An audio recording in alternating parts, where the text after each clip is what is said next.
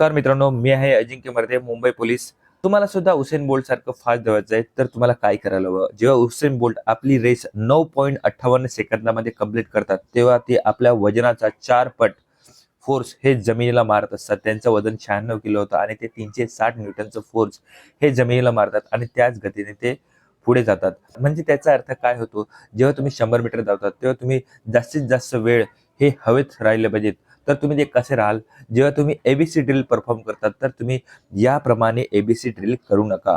कारण की तुम्ही याप्रमाणे एबीसी ड्रिल करता तर तुमचा फोर्स हा पायाने जमिनीला कमी प्रमाणात लागतो. जर तुम्ही याप्रमाणे एबीसी ड्रिल कराल तर त्याचा तुम्हाला फायदा जास्त होईल. जेवढा तुम्ही जमिनीला पाय माराल तेवढा तुम्ही वरती जाल. उदाहरणार्थ, जेवढा तुम्ही चेंडू जमिनीला आपटाल तसाच तो वरती जातो.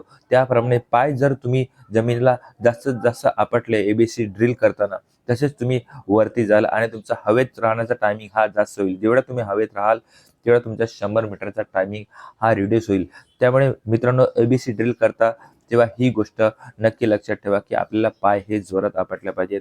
त्याचा आपल्याला 100 मीटरला फायदा होऊ शकतो. अशाच युजफुल टिप्ससाठी आपल्या चॅनलला नक्की फॉलो करा आणि हा व्हिडिओ आपल्या पोलीस भरती करणाऱ्या मित्रांपर्यंत नक्की पोहोचवा. जय हिंद. भेटूया पुढच्या व्हिडिओमध्ये.